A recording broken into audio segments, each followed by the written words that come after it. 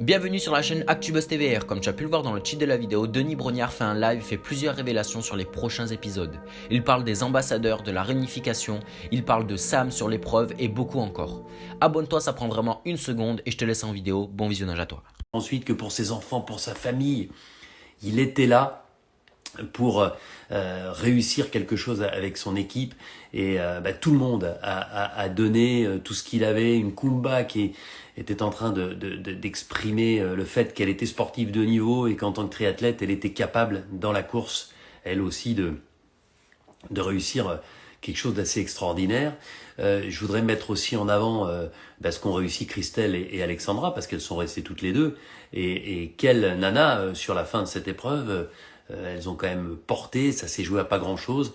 Et puis une nouvelle fois, Alexandra, quand elle n'est pas dans la position du paresseux impressionnante, elle est impressionnante avec cette abnégation, cette capacité à se transcender. Franchement, moi, elle me bluffe à chaque fois, Alexandra, avec cette performance et puis cette nouvelle victoire de l'équipe des Rouges qui condamne l'équipe des Jaunes et qui oblige cette équipe des Jaunes à se retrouver au Conseil avec la perspective, quoi qu'il arrive et quelle que soit la personne éliminée, d'être en infériorité numérique, sachant que à ce moment-là, ils ne le savent pas, mais que la réunification est proche. Vous le savez, la réunification, ce sera la semaine prochaine.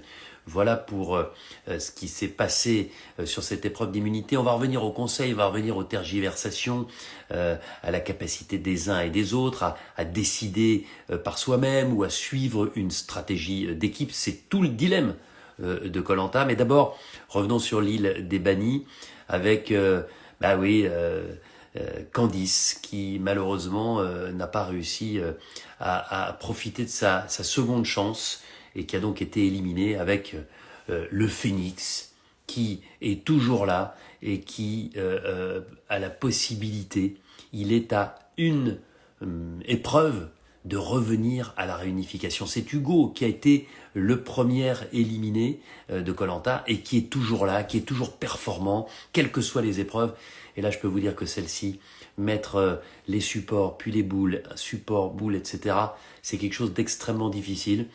Mais voilà, je voulais saluer aussi la performance, même si elle était déçue d'elle-même, et je le comprends, de Candice, qui aurait rêvé d'aller plus loin. Candice, moi je pense que c'est pas tellement sur l'île des Bannis qu'elle a à s'en vouloir un peu, c'est plutôt sur le conseil précédent, le conseil surprise, où malheureusement elle n'avait pas senti venir le coup, mais enfin c'est facile de dire a posteriori tout ça. Et voilà, elle est partie. Mais je retiens quelqu'un d'éminemment sympathique, de très sportif. Et Candice sera avec moi demain soir à 19h30. On aura l'occasion de discuter ensemble de ce qui s'est passé. Alors, si on revient maintenant, pardonnez-moi, sur ce que les jaunes ont mis en place comme stratégie. Vous l'avez vu tout de suite, il y avait Clémence d'un côté, Sam de l'autre.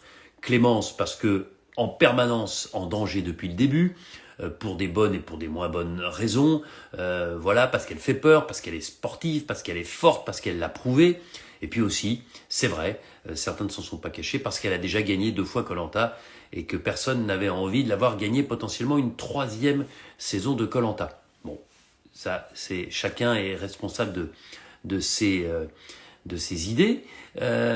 Simplement, ensuite, c'est vrai qu'il y en a qui ont hésité. Une Kumba a hésité entre Sam et Clémence. Le mérite.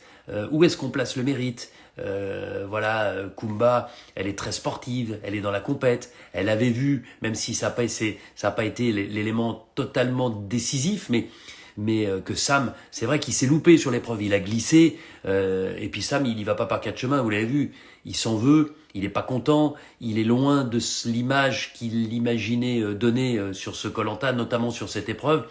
Il en avait gros sur la patate d'avoir un peu abandonné son équipe, et il a raison. Je pense qu'effectivement, s'il avait pu tenir 5 ou 10 kilos de plus, le résultat aurait été inversé et l'équipe jaune aurait eu vraiment une opportunité importante de l'emporter face aux rouges. Mais enfin, avec des signes, on mettrait Tahiti et la zone de Koh-Lanta, la légende, dans la banlieue parisienne. On n'en est pas là.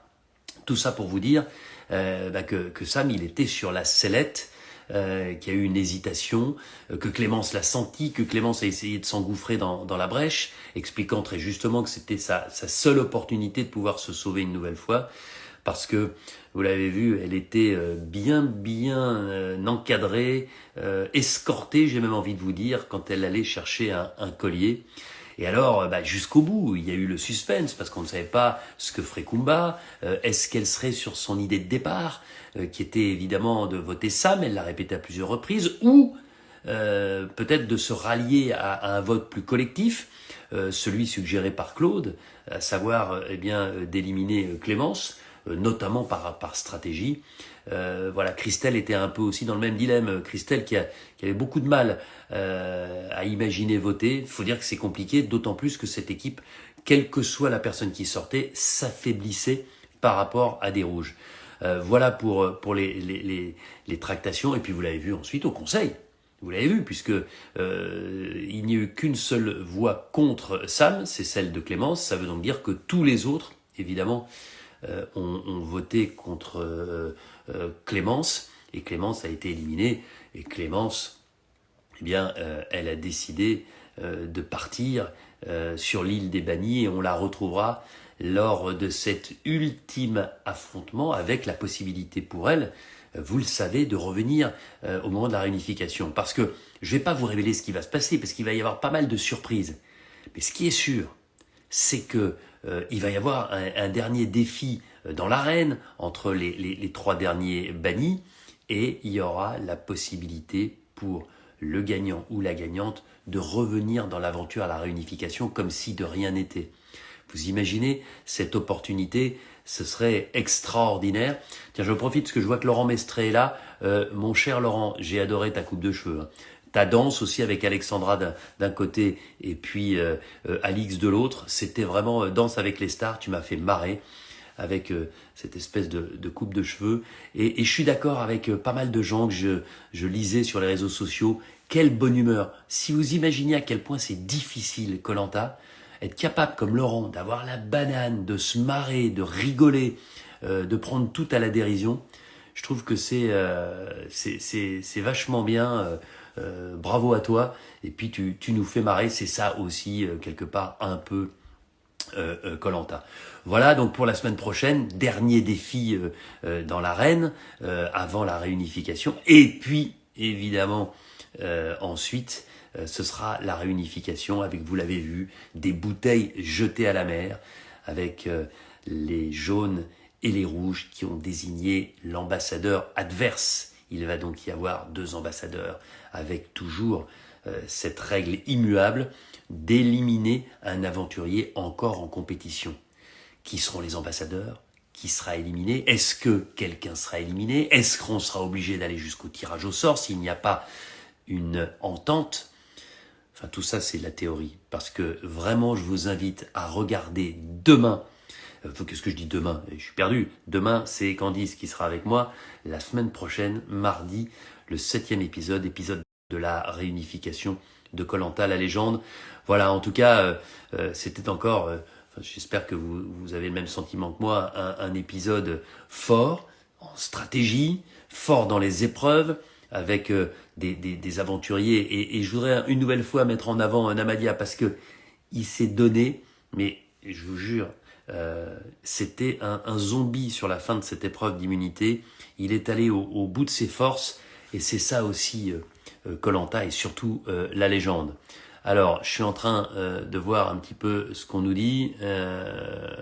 Personne n'ira jusqu'à la boule noire aux ambassadeurs. Très bien, mais écoutez, je vous laisse responsable de votre affirmation, chers amis. On veut voir Laurent en live. Non, mais pas tout de suite, parce que Laurent, il est encore dans l'aventure. Donc voilà. Théoura, la force tranquille. Vivement les ambassadeurs. Tiens, mon ami Jean-Pierre Roy. Mon Jean-Pierre, moi aussi je t'embrasse. Comme quoi tu veilles un peu, fais gaffe. On t'attend demain. Voilà. On me dit que j'ai encore forcé à l'apéro. Bon, je vois pas pourquoi. Écoutez, attendez, je vois pas pourquoi je me suis retrouvé avec ça là. Je regarde encore s'il y a des informations. Qu'est-ce que je pourrais... Alors, on continue. Ah, ben forcément, koh c'est ça la magie aussi, vous n'êtes pas d'accord avec certains votes, avec certaines stratégies, mais c'est koh encore. Voilà. Et puis vous avez vu, hein, Clémence, quand elle a eu le choix entre rentrer direct à la maison en Normandie ou revenir dans l'aventure, elle a vu le flambeau allumé, elle s'est dit, il y a une grosse opportunité. Qu'est-ce qu'il me dit mon Ravière Ah bah il est à Séville, Ravière, donc replay. Bah reste pas trop là parce que je suis en train de te donner des infos, mon ami. Kevin qui nous dit bonjour de la Martinique, ça c'est sympa.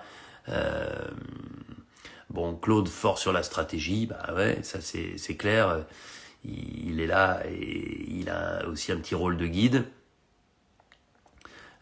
Qu'est-ce qu'il y a d'autre Pas mal de petits mots d'encouragement pour Clémence. Les conseils, je répète à chaque fois, mais je vous le redis, combien dure un conseil en gros, en montage, ça dure un peu plus d'un quart d'heure, et en tout, ça dure, allez, 1 heure. Mais vous voyez, le vote, ça dure longtemps, il faut y aller, il faut voter, il faut revenir, donc voilà, c'est pas en conditions réelles, on monte et on sélectionne ce qu'il y a de mieux, mais c'est quand même la possibilité de, voilà, pour chacun de s'exprimer. On est bien en Normandie, dit Aurélien, qui est devenu, je ne sais pas si vous avez vu les abdominaux d'Aurélien, notre pharmacien. Il s'entraîne comme un fou furieux, il a fait une Spartan Race là, avec Fred notamment, comme quoi les aventuriers de koh. J'en profite d'ailleurs pour saluer, allez les voir, ils sont juste énormes. Mathieu, Alix, son amoureuse, et Dorian, ils sont tous les 3 sur le marathon des sables. C'est une semaine de dingue dans le sud marocain, il fait 50 degrés. Demain, ils partent pour 82 km, une étape de 82 km dans le sable mou, à pied, en marchant, en courant, en autonomie alimentaire complète. C'est-à-dire que depuis le début, ils sont partis avec toute leur nourriture. On ne leur donne que à boire. Tout le reste, ils se débrouillent. Il faut qu'ils aient leur change, il faut qu'ils aient de quoi se couvrir s'ils ont besoin le soir parce qu'il fait plutôt frais la nuit. Allez sur leur site, Mathieu, Alix et Dorian. Ils sont juste énormes, puis ils sont pas mal au classement général. Alors on continue. Voilà. Bah oui, je viens de le dire. Ensuite, salutations de Zanzibar en Tanzanie. Ah bah comme quoi, vraiment, on nous regarde de partout. Je continue. Alors, on y va. On continue. Ah les amis, on me demande 1 ou 2 retours sur l'île des Bannis. Ben vous verrez les amis. Je vous promets que on vous donnera des informations. Vous le verrez la semaine prochaine. Ah tiens, un petit bonjour de Maubeuge, ben, c'est notre ami Fab, ça c'est sympa.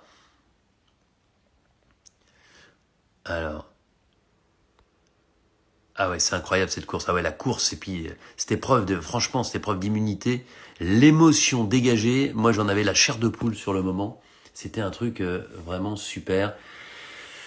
Voilà, je pense de retour. Ah, il y en a qui pensent. Moi, j'aime bien les gens qui pensent.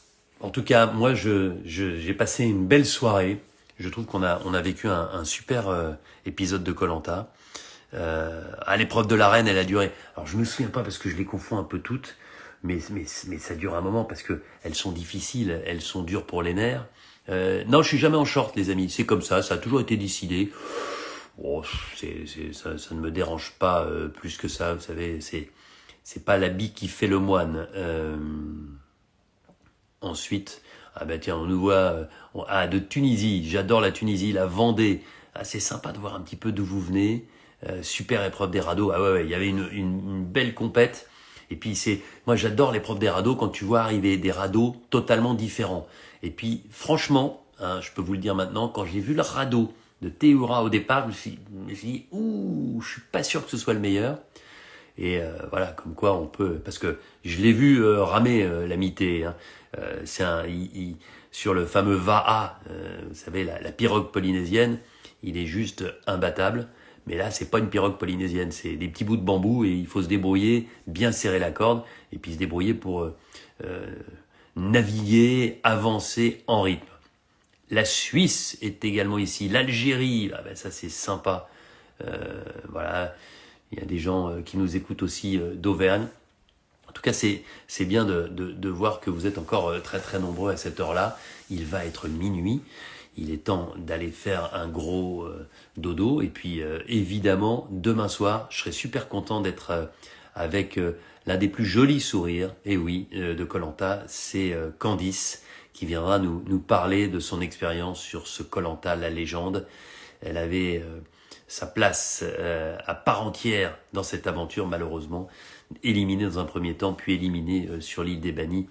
Elle en a terminé et elle viendra donc, comme le veut la tradition, au lendemain de son élimination télévisuelle, nous donner ses premières impressions ici sur mon Instagram. Donc 19h30, soyez au rendez-vous demain soir. J'en profite pour vous souhaiter une belle nuit. J'espère que vous avez passé une bonne soirée.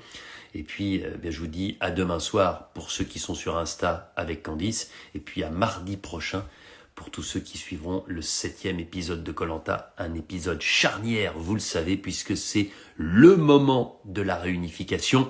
L'épreuve, l'aventure évolue. Elle devient individuelle. Il n'y aura plus ni équipe jaune ni équipe rouge.